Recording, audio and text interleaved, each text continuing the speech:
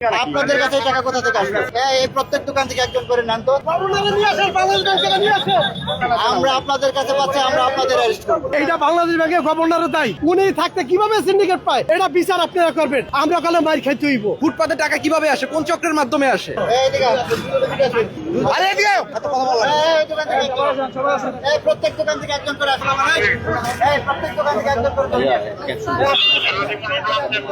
এই নতুন টাকা আপনারা কোথায় পেলেন? কোথায় কার কাছে কিনলেন? ব্যাংকেতে যে কিছু লোক আছে, কে আছে সেটা? কে লোকটা? কে ব্যাংকের অফিসাররা নবে না, আমাদের মতো ব্যবসায়ী আর কি। কে সেটা? ওরা ব্যাংকের দিকে আনে, তার অ্যাড্রেস দিতে হবে, না হলে আপনাদের আমরা অ্যারেস্ট করবো। এই টাকা তো ব্যাংকের সরকারি সম্পত্তি। এগুলো আপনারা নতুন টাকা আমরা ব্যাংকে থেকে সাধারণ লোকজন পায় না, সরকারি চাকরিজীবীরা পায় না, ব্যবসায়ীরা পায় না।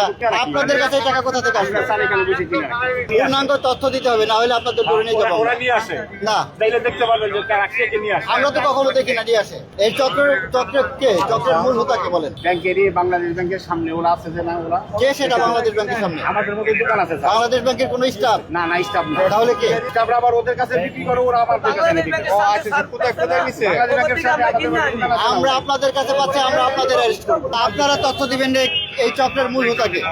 আপনারা একজন লোক দাঁড়ান, দেখেন কোন কোন লোক আছে। আমার দাঁড়ানোর দরকার নাই। আমরা আপনাকে পেয়েছি, আমরা আপনাকে অ্যারেস্ট করবো। এই প্রত্যেক দোকান থেকে একজন করে নেন তো। কয়েকজনকে ধরেন, কয়েকজনকে ধরেন, কয়েকজন প্রত্যেক দোকান থেকে একজন করে নেন। কয়েকজনকে ধরেন। এই আঙ্গুলি পাঁচজন আছেন, পাঁচজন। কোন পাঁচজন আছেন? পাঁচজন আছেন। এইটা বাংলাদেশ ব্যাংকের গভর্নরের দায়। আমি একমাত্র টাকা বিক্রি করার দায় দিব একমাত্র গভর্নরে, আর কেউ দায়ী না। আমি দিব একমাত্র গভর্নরে। উনি থাকতে কিভাবে সিন্ডিকেট পায়? এই টাকা পাইবে একমাত্র পাবলিক। ব্যাংক পাইবে টাকা, ব্যাংকের থেকে পাবলিক নিব, সেবা পাবে জনগণ। এই দেশের জনগণ পাবলিক সেবা নিবে। আর এই টাকা আজকে প্রতিটা ভোগান্তি পাবলিক। কেন পাবলিক? কি গভর্নরেন্সে পাবলিক ভোট দিয়ে আনছে না? তারেক দিয়ারে ভোট দিয়ে আনছে পাবলিক। গভর্নরে কে আনছে? গভর্নর বসাইছে, প্রধানমন্ত্রী বসাইছে, আমরা বসাইছি। হ্যাঁ, আজকে এক প্যাকেট টাকার জন্য আমরা 500 করে টাকা দিতেছি। কেন দিব ভাই? এটা বিচার আপনারা করবেন। এই বিচার পাবলিক করতে পারবো না, আমিও করতে পারবো না। আমরা কালে মাইর খাইতে হইব। ব্যাংকে টাকা পাওয়া যায় না, কিন্তু ফুটপাতে টাকা পাওয়া যায়। এটা রহস্য কোথায়? এই রহস্য তো আমাদের উদ্ঘাটন করতে হবে, তাই না? তো কি বলবো ভাই, আপনারা ব্যাংকে যারা কর্মরত আছে তাদের কাছে যান, জিজ্ঞাসা করেন, দেখেন তারা কি বলে। ফুটপাতে টাকা কিভাবে আসে, কোন চক্রের মাধ্যমে আসে? এখানে প্রতি বছরই এক ধরনের একটা সিন্ডিকেট আমরা লক্ষ্য করি। এই যে হাজারে 400 টাকা 500 টাকা যে নিচ্ছে, এটা কি কোনো ধরনের লিগ্যালিটি আছে এখানে?